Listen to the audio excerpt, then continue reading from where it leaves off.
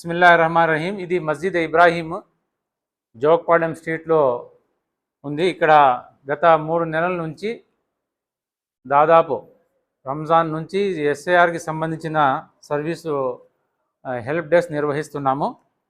కొన్ని ముఖ్యమైన విషయాలు బిఎల్ఓస్తో మరియు మన ఓటర్స్తో కూడా, ఎందుకంటే వ్యక్తిగతంగా ప్రతి ఒక్కరికి చెప్పాలంటే కుదరడం లేదు, బిఎల్ఓస్కి కూడా ప్రతి ఒక్కరికి కలిసి చెప్పాలంటే కుదరడం లేదు. కాబట్టి ఒక మెసేజ్ ద్వారా అందరికీ వివరించాలనుకున్నాము.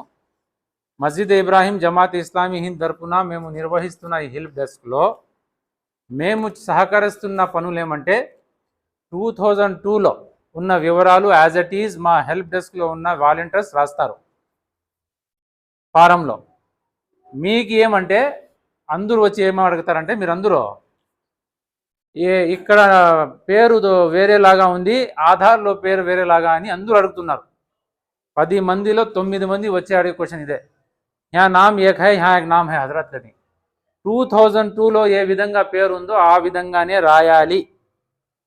ఒక విధంగా ఒక ఎగ్జాంపుల్గా ఎవరైనా పేరు ఫయాజ్ ఉందనుకోండి, వాళ్ళ నాన్న పేరు సూర్యప్రకాష్ రెడ్డి అని వచ్చింది 2002లో, అదే రాస్తాం.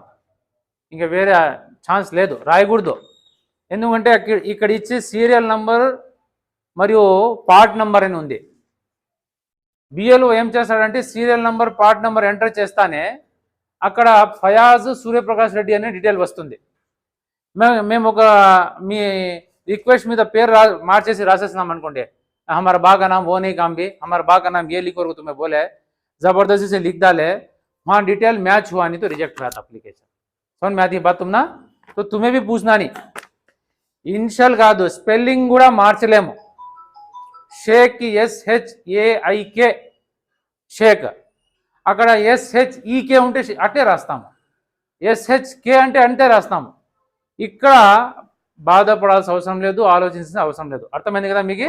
ఒక పని. బిఎల్ఓస్కి కూడా ఒక విజ్ఞప్తి ఏమంటే, మీరు 100% బిజీ ఉన్నారు, మీకు డిస్ట్రిబ్యూషన్ ప్రోగ్రామ్ ఉంది, అలా అప్డేట్ చేయాల్సిన ప్రోగ్రామ్ ఉంది.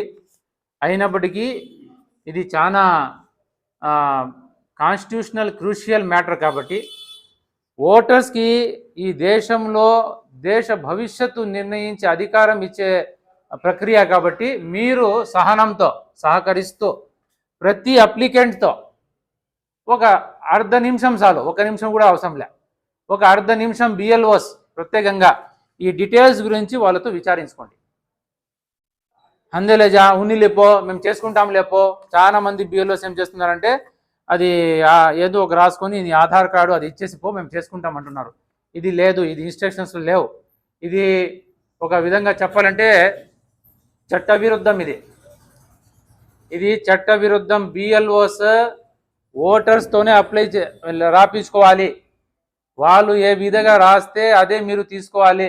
నేను రాసుకుంటానులే, నాకు తెలుసులే, తుజా అని చెప్పకూడదు. మీరు కూడా ఏం చెప్తున్నా అంటే, కొంతమంది బిఎల్ఓస్ తుమ్మె దేదాలకు వచ్చావు హమే లిఖలే दी कहते हैं, वैसा नहीं है ना है, वो गलत हो जाता.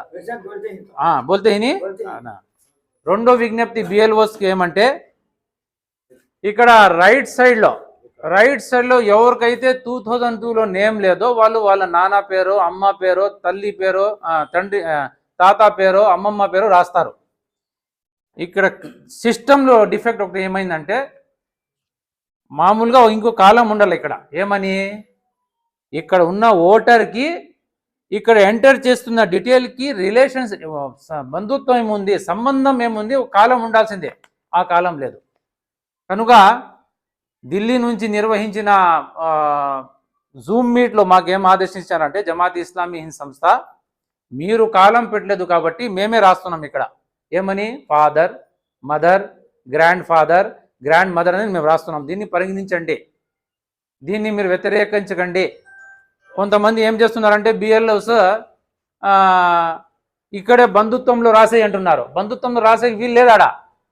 బంధుత్వం ఎవరిది? పైన ఉన్న పేరుకి కింద ఉన్న పేరుకి సంబంధం ఏముంది, థర్డ్ కాలంలో రాయాలి. ఇక్కడ ఉన్న డీటెయిల్స్కి ఈ పేరుకి ఏం సంబంధం అని రాసే కోసం కాలం లేదాడా.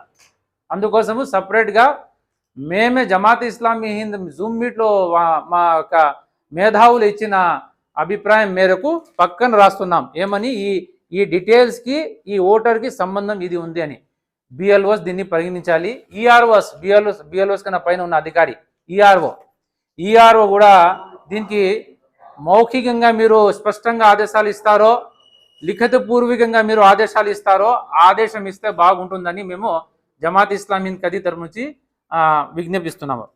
మూడో విషయం, ఇక్కడ కింద డీటెయిల్స్ రాస్తున్నాం. డీటెయిల్స్లో మీరు వినండి, బిఎల్ఓస్ కూడా మీరు కూడా గమనించాలి.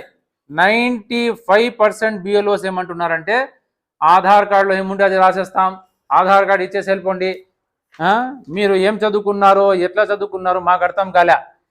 వెనక భాగంలో అప్లికేషన్లోనే ఎలక్షన్ కమిషన్ ఆఫ్ ఇండియా ఏం రాసిందంటే 12 పత్రాలు సమర్పించండి అని చెప్పింది. 12లో ఫస్ట్ కేంద్ర ప్రభుత్వం రాష్ట్ర ప్రభుత్వం జారీ చేయబడిన ఏదైనా గుర్తింపు అంటే దాంట్లో ముఖ్యంగా మన దగ్గర ఉండేది పాస్పోర్ట్ లేకుంటే పాన్ కార్డ్. కింద 12వ నంబర్లో ఏముంది, ఆధార్. హమేసో క్యా బోల్తే హీ, మా వాళ్ళు కూడా మీరు కూడా ఒకే లైన్లో నిలబడినారు. आधार में ऐसा लिखो भाई. कल एक जना बोलता है सऊदी में अखामा कैसा है कि इंडिया में आधार वैसा कहते हैं, कौन पढ़ेंगे, पढ़ना उसे मालूम नहीं. मैं बोला नहीं भाई, अगर बोले तो आधार है. तो आधार की ये ఎంత ప్రాముఖ్యత ఉంది ఇక్కడ 12 నంబర్లో పెట్టినారు. ఇక్కడ ఒక నంబర్ ఉంది. ఆధార్ గురించి కేంద్ర ప్రభుత్వం తరపు నుంచి స్పష్టంగా ఆదేశాలు ఉన్నాయి. ఆధార్ కార్డ్ బర్త్ ప్రూఫ్ కానీ అడ్రస్ ప్రూఫ్ కానీ కానే కాదు, కేంద్ర ప్రభుత్వం స్పష్టం చేసింది.